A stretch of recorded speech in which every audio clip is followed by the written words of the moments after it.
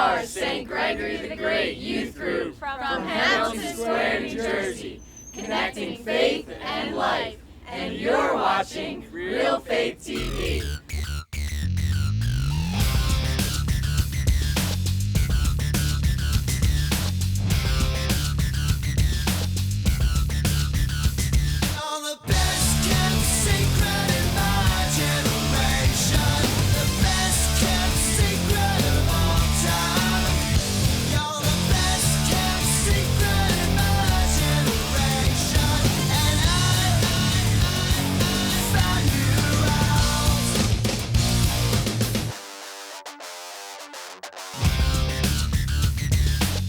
I'd have to say cell phones are the most dangerous amongst drivers because you take your eyes off the road, your hands off the wheel, and your mind off driving all at once. The number one distraction amongst teens while driving is definitely texting because we always are in constant contact and we never want to miss a moment. As a driver, I find like loud music is distractive.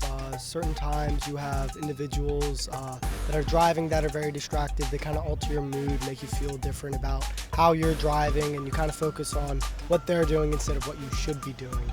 Also, other individuals in the car can be distracting to my driving. It's really easy to let things distract you while you drive because driving is such like a monotonous task and it's easy to get bored. So things like music and cell phones are tempting while you're driving. I feel like you're trying to split your attention and you really should be solely focusing on the road in case something out of hand was to happen. When I get in the car, I would minimize distractions by turning my phone off, lowering the radio, and making sure I don't have too many passengers in the car. Actually, my prom date got in a car accident because he was distracted while driving. He was coming home from dinner with his friends and he was checking an email. I didn't notice that the light turned red and he hit the car in front of him. And then he ended up getting a ticket and obviously it did some damage to his car and his parents wouldn't let him drive for a couple months. It makes me nervous when somebody else is texting while driving because they could have their attention off the road and anything can happen in a split second. I think that penalty should include loss of license. Probably not jail time, but fines and loss of license. One of the great milestones that most teenagers get to experience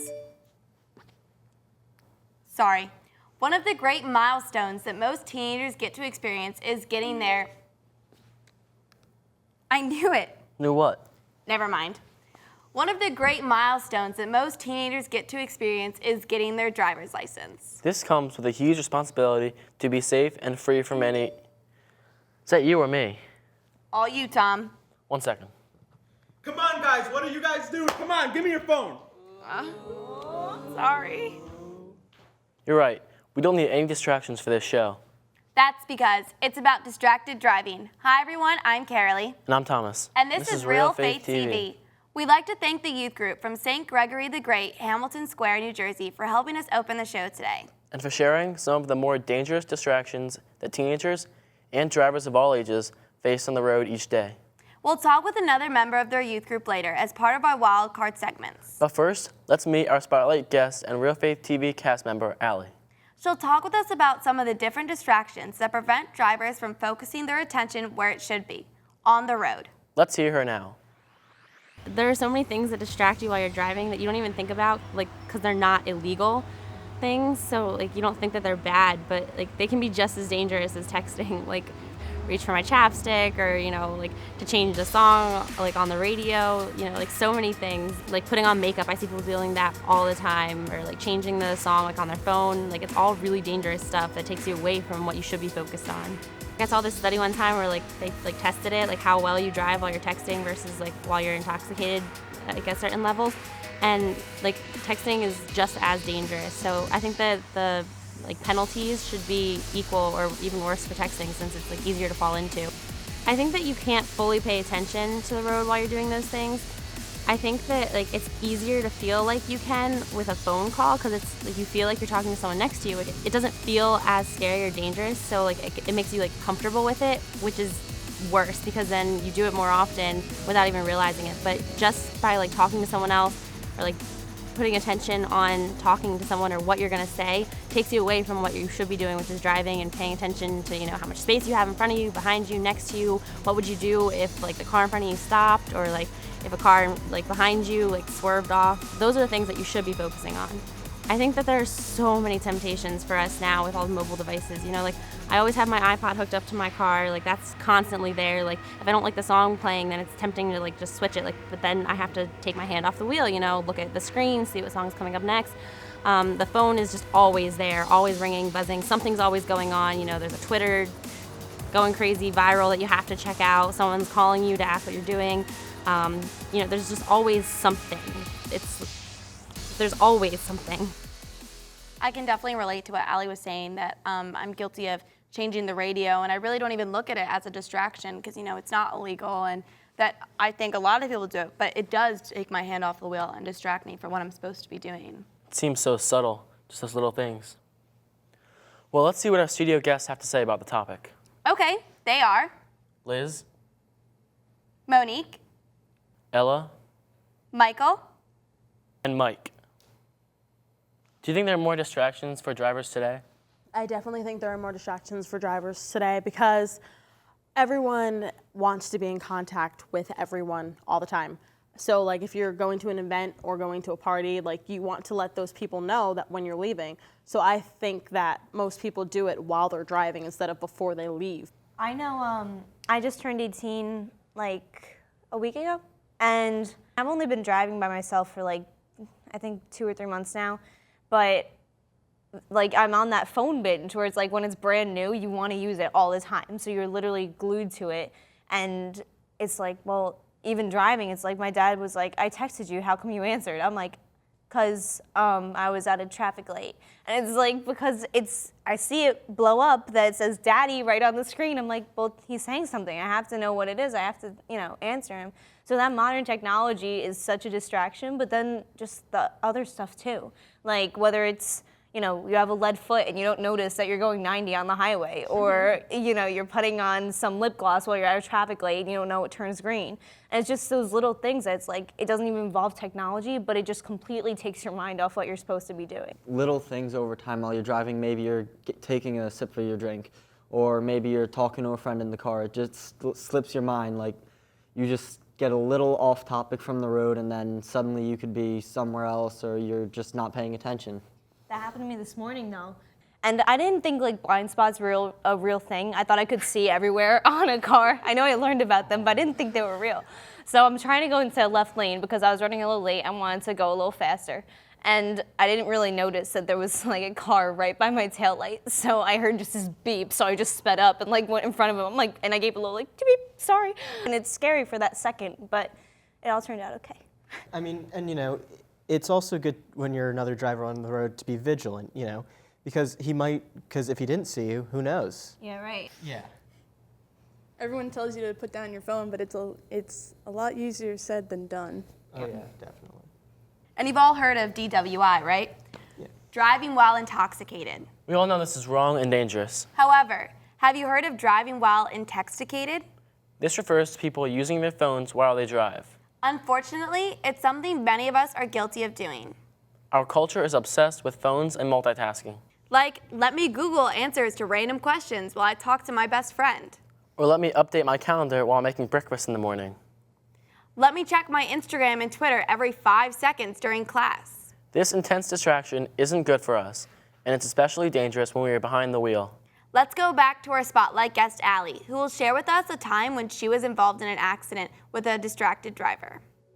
I was actually in a pretty bad accident that was caused by distracted driving.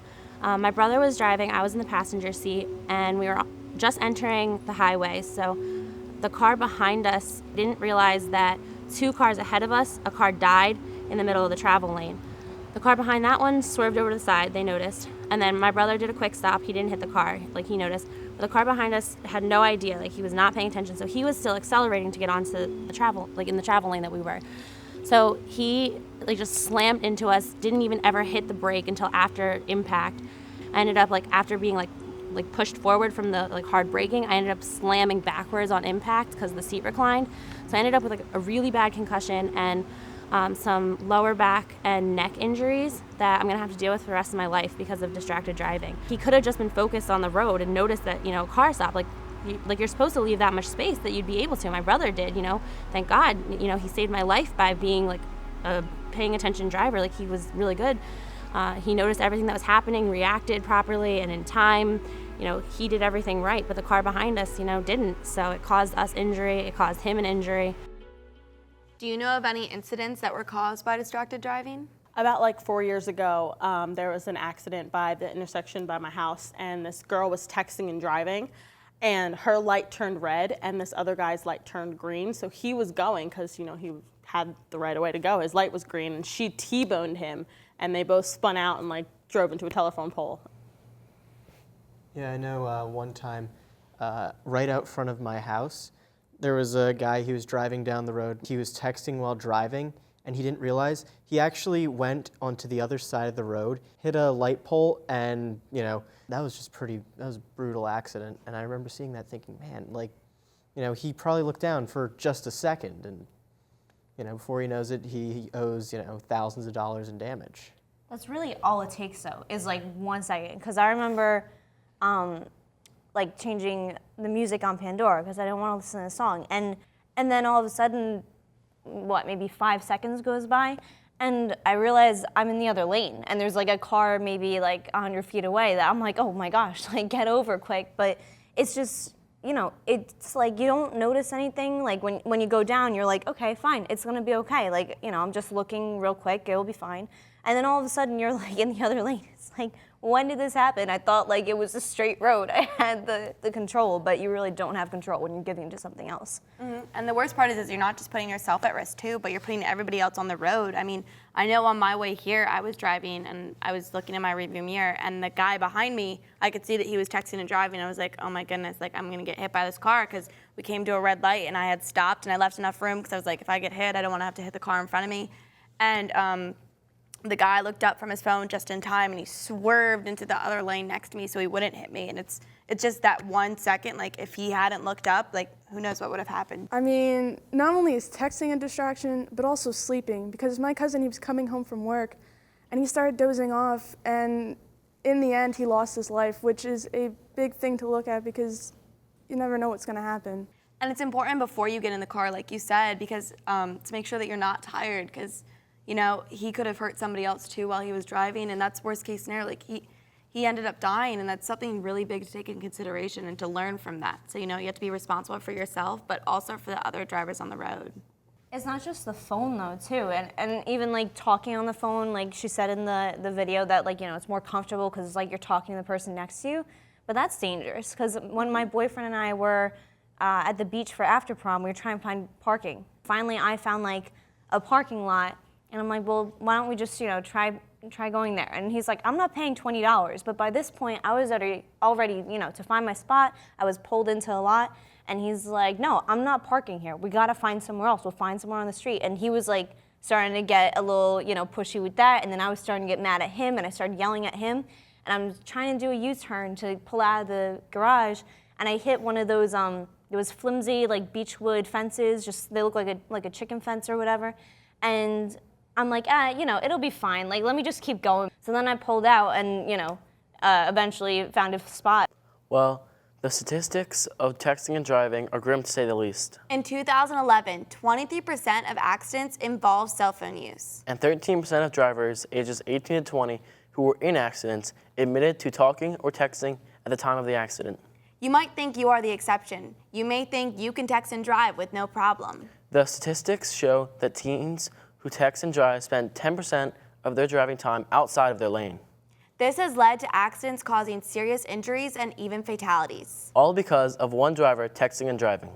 It really is a matter of life and death. Let's meet our wildcard guest, Nicole, where she shares a story of how she was driving in the car with a distracted driver. And how she took matters into her own hands to ensure a safe experience on the road. I have once been in the car where the person was distracted by their phone because they were texting. It really made me very nervous because I didn't want to get in a car accident. So I had to take the phone away from them, which was pretty hard because it's not mine, but I wanted to maintain both of our safety, so I had to do it. Have you ever ridden in a car with a distracted driver? Did you say anything? Why or why not? Well, I remember one time one of my parents was texting, and I kind of just looked over and I was like, are you really texting and driving right now? You always say when you start driving, don't do this, don't text and drive. don't do anything that could distract you. And then here you are sitting doing the same thing. I was like, really? It's like, it's not right. Yeah, my mom does that all the time. Like, she thinks that because she voice texts that it's not that big a deal. I'm like, Mom, first of all, you can't hit the button right. Second, you don't know what you're gonna say. And it's just super frustrating because I tell her every time. And then like she always just tells me, don't text and drive, don't play with your Bluetooth speaker, just leave it alone. I'm like, bad example, bad example. It's funny that like, you know, the parents are always the ones like yelling at us. It's like, you know, if we damage our car, they're like, why'd it happen? It's like, well, I was texting, and they'll be yelling at us for using our phones, but we usually learn all of our bad driving habits from them because we've been watching them for, you know, 17, 18 years. And my mom would, you know, be putting on some eyeshadow quick in the car, and she'd always tell me to just grab the wheel. So I'd be, you know, just controlling that we're in the same lane while she's doing her makeup, or she'll be sending a text and I'm doing the same thing. And now on my way to work, because I'm a hostess, I'll be like putting on some mascara, and I'm like, I'm just like my mother. Like, how is this going on? And people will point out that it's so wrong, but it's what I grew up with, and that's been my example for driving. And, you know, of course I learned that way. Even though it's bad, that's what I learned. Yeah, and I know sometimes too when I'll ride with friends, like, you know, they'll be playing music and they'll be playing it through their phone. And sometimes they'll like reach down and, you know, they'll completely and totally take their eyes off the road to, you know, switch songs or something. I'm like, no, no, no, no, no. I got this. I got this, guys. Yeah, my brother, he old-fashioned, he would change CDs all the time. And I would take it from him, but he would take it back from me. I'm like, but you're driving, you should be paying attention. But choosing a CD isn't as important as looking at the road. Right. That's why I really like the laws that they put in place when you're 17, right when you're learning to drive, that you're only supposed to have one other person in the car and you're supposed to be home by a certain time. Because even though it seems like the end of the world that you can't drive two of your best friends around, it really is like a lifesaver, and it could save you from a lot of bad positions you could put yourself in potentially. Yeah, your Cinderella license, everyone hates that. Next, Allie describes how our need to always be connected through technology is seriously impairing our ability to focus on the road. And how she took a pledge in her driver's ed course not to text and drive. I think it's so difficult to be able to ignore your phone or like put it away, because we live in a world where there's so much information coming from so many different sources constantly. So like there's always something new to hear or see or know about that like you feel like if you put it away, you're gonna miss something huge and not know what's going on anymore. Like it's a big deal. My school in our driver's ed program gave us the option of signing a pledge, like the one where you say you're not gonna be distracted while you're driving. And I actually did it. If you sign the pledge, you get a sticker that says like no text on board for your car. So like I took that pledge, and I think that it's like really good and encouraging. Like it comes with like an information packet that like gives examples of different like accidents and how they happen and like how dangerous distracted driving really can be. And it's really eye-opening. Like you don't realize how dangerous it is because it feels like not a big deal. You know, you look away for 1 second to do something, but like what if in that split second something's gonna fly off a truck in front of you? Like you have no idea what could happen. The road is like constantly changing. People are moving around you, going at fast speeds. Usually I'm the driver, so it's not that often that I'm with like my friends driving. My mom's really like really good with not doing stuff while she's driving. I think that I've learned a lot about this kind of stuff, and you know, I don't want to be distracted while I'm driving. So if I'm by myself, I'll put everything away so I don't get distracted that easily. And if I'm with people, like as soon as they get in the car, I'll be like, here's my phone, let me know if I get a text, or like here's the code, or you know, like can you tell this person that, or like can you change the station for me? If I get in the car, like if I do get in the car with someone else, I'll be like, and then like their phone rings and they'll go to like pick it up. I'll be like, can I get that for you? You know, is it okay if I read that? You want me to check who it's from? Something like that, so that they don't get distracted. How can we make it a habit to better prepare ourselves for safe driving? Well, I think to start off, we should, you know, turn off our phone or put it on airplane mode or put it someplace in the car where it won't distract us while we're driving. I think also too, we could take a pledge like Allie did and say that we won't text and drive and sign up for that. I mean, I know AT&T was sponsoring that big thing before, and they'd even give you breaks on your cell phone or even your car insurance, I know, if you sign bills like that. So it really does benefit you. I think it's hard to eliminate every distraction because, I mean, distractions, they happen outside the car too. You know, you can't account for them.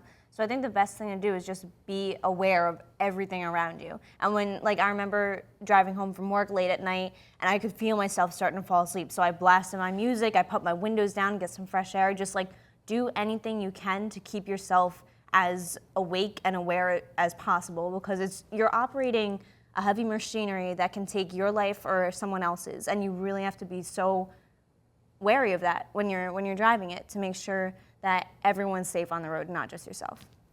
And ultimately, doing anything other than driving while driving is a distraction.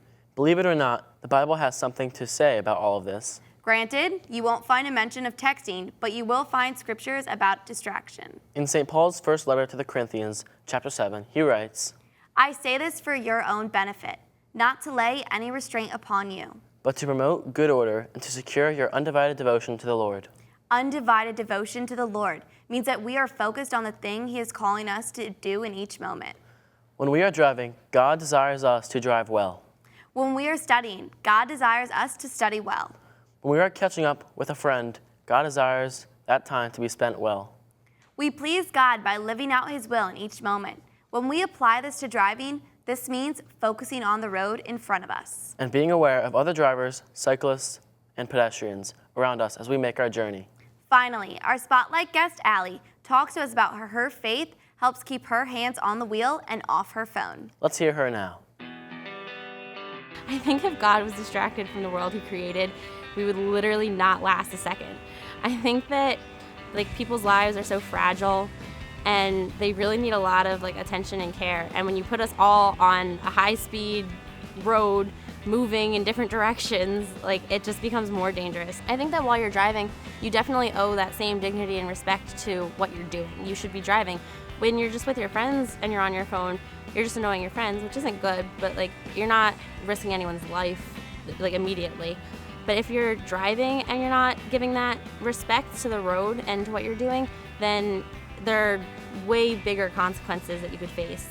Not just getting a ticket, but people's lives and well-being. I think it takes a lot of self-discipline to not let your phone have very much power over you. Like I said, I had to start by throwing my phone in the back of my car when I first got my license. But it's not something that comes very easily. I had such a struggle with it. I really have to turn my phone off sometimes. If I'm in a group text that's getting bombarded with text messages, I'll have to turn it off because I'll be so tempted to see what's going on. But it's a lot of self-discipline, and I think that unfortunately, having been in the accident, I learned a lot from it, but I hope that other people can learn from my experience and from other people if they know who've been in accidents. It's just not worth it. It's really selfish to be distracted while you're driving because even if you think you're gonna be okay just for a second, let me just fix my mascara, I'm on my way to see, so-and-so, I gotta look nice. It's not your life you're taking at risk. There are all these other people around you when you're driving. There's no telling what could happen to the other people if you're not doing your job. We all have to put this trust in each other, which is a really scary thing. God has to stay focused on us. There's so much going on, obviously, in our lives. In one person's life, there's a lot going on. Imagine all the people in the world's lives. He cannot lose focus for a millisecond. We should learn from that and not lose focus while we're driving and taking our life and other people's lives into our hands. How does your faith help you to drive more responsibly? I know in my youth group, whenever we have a new driver, we always, after our closing prayer, we have them all sit in the center and we all lay our hands on them and we all say a special blessing that, they always drive safely and everything. And then as a reminder of, that God is with them and that, you have to be safe and He's there to protect you, we give them a little keychain that says, may you never drive faster than your guardian angel can fly. And I think it's just a cute way of reminding people you're responsible for your own actions, and it's also tying the faith base with it, that you're protected by God and your guardian angel if the worst does happen, but you can try to prevent it.